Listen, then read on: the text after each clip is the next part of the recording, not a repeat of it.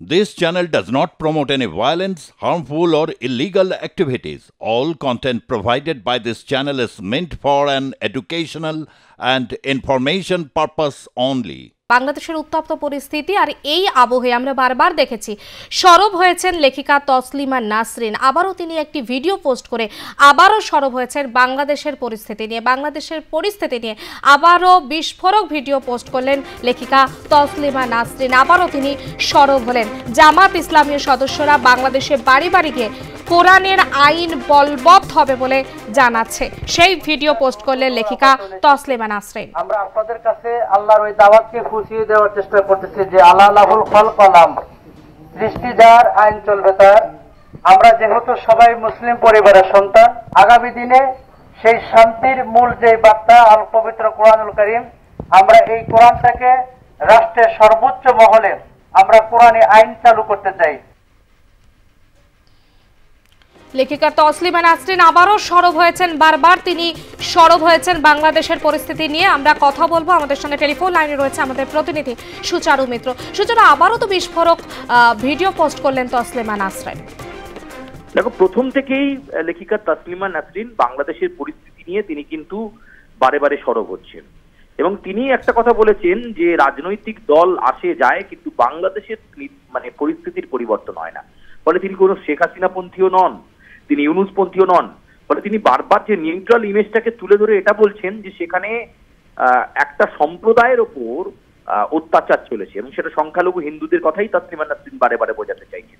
দেখো, এটা কোনো ঘোষণা হতে পারে যে দেশে কোরআনের আইন বলবৎ হবে, যেখানে সংখ্যালঘু সম্প্রদায়ের মানুষরা রয়েছেন তারা তাদের ধর্মীয় প্রচার করবেন, তাদের ধর্মীয় আবেগ রয়েছে, সেখানে এইটা কোন ফতোয়া?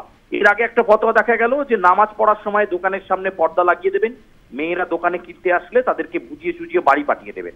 এ আবার আরেক ফতোয়া যে বাংলাদেশে সর্বত্র সব জায়গায় কোরআনের আইন বলবৎ হবে, অর্থাৎ নির্দিষ্ট একটা সম্প্রদায় গতভাবে এরকম একটা আইডেন্টিফাই করে দেওয়া হচ্ছে। ফলে সেখানে বাংলাদেশের যে সংখ্যালঘু হিন্দুরা রয়েছেন, খ্রিস্টান রয়েছেন, বৌদ্ধরা রয়েছেন, আবার সেখানে একেবারে ইসকনের একটা প্রভাব রয়েছে, সেই জায়গায় তারা কোরআনের আইন বলবৎ হবে ফলে এই বিষয়টা সত্যি খুব আপত্তিকর এবং সেটাই পোস্ট করে তসলিমা নাসরিন বোঝাতে চেয়েছেন যে বাংলাদেশে এই মুহূর্তে সার্বিক পরিস্থিতি কি, বাংলাদেশের পরিস্থিতি কোন পর্যায়ে পৌঁছেছে এবং সেখানকার সংখ্যালঘুদের যে অবস্থান সেটা কতটা কঠিন জায়গায় পৌঁছচ্ছে।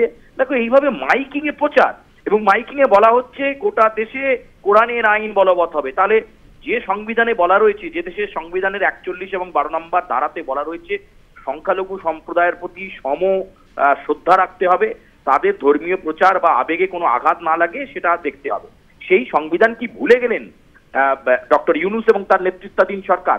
ঘটনার 2.5-3 মাস পরে তিনি স্বীকার করলেন যে হিংসার ঘটনা যে হয়েছে তাতে অনেক হিন্দুই আক্রান্ত হয়েছেন, অনেক হিন্দু ঘরছাড়া হয়েছেন, তাদের উপর হামলা হয়েছে সংখ্যালঘুদের উপর, তিনি 3-3.5 মাস পরে স্বীকার করলেন।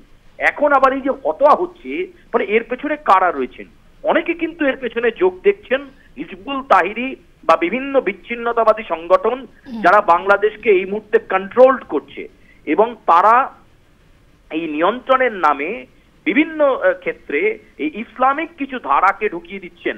এবং এ কথা আমরা আগেও বলেছি যে সেখানে পর্দা প্রথার কথা বলা হলো নামাজের সময়, এবার বলা হচ্ছে যে কোরআনের আইন বলবৎ হবে, অর্থাৎ সকলকে তাহলে কোরআন রাখতে হবে, কোরআন পড়তে হবে, এই কথা এই বার্তা তারা দিচ্ছেন।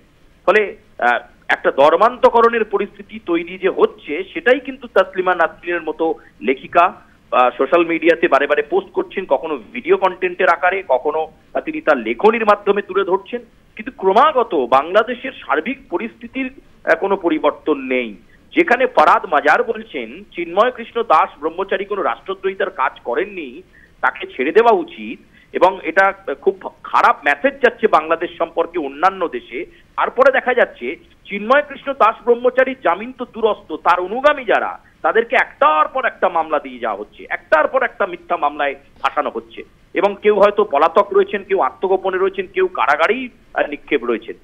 ফলে এই যে পরিস্থিতি দাঁড়াচ্ছে, যে ফতোয়া, যে তালিবানি কালচার, সেই তালিবানি কালচারকে অ্যাডাপ্ট করছে বাংলাদেশ এবং এর পেছনে কিন্তু হিজবুল তাহরির মতো বিচ্ছিন্নতাবাদী সংগঠনের একটা যোগাযোগ কিন্তু নিবিড় হচ্ছে। তাসলিমা নাসরিন খুব সূক্ষ্মভাবে সেটাকে বোঝানোর চেষ্টা করছেন। পারমিতা, অনেক ধন্যবাদ সুচারু মিত্র আমাদের প্রতিনিধি টেলিফোন লাইনে ছিলেন আমাদের সঙ্গে। এবং যে প্রসঙ্গে কথা হচ্ছিল যে জামাত ইসলামের সদস্যরা বাংলাদেশে বাড়ি বাড়িকে কোরআনের আইন বলবৎ হবে বলে জানাচ্ছে, সেরকম একটা ভিডিও পোস্ট করেছেন লেখিকা তসলিমা নাসরিন, এবং যা নিয়ে কিন্তু রীতিমতো সব মহলে বিতর্কের ঝড়। ইসলামের পক্ষ থেকে আজকে আমাদের দাওয়াতি গণসংযোগ আলোকে আপনাদের প্রতিটা ডোর টু ডোর আমরা চলে এসেছি।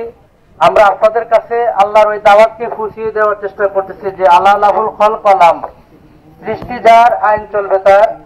আমরা যেহেতু সবাই মুসলিম পরিবারের সন্তান, আগামী দিনে সেই শান্তির মূল যে বার্তা আল পবিত্র কোরআনুল কারীম, আমরা এই কোরআনটাকে রাষ্ট্রের সর্বোচ্চ মহলে আমরা কোরআনী আইন চালু করতে চাই।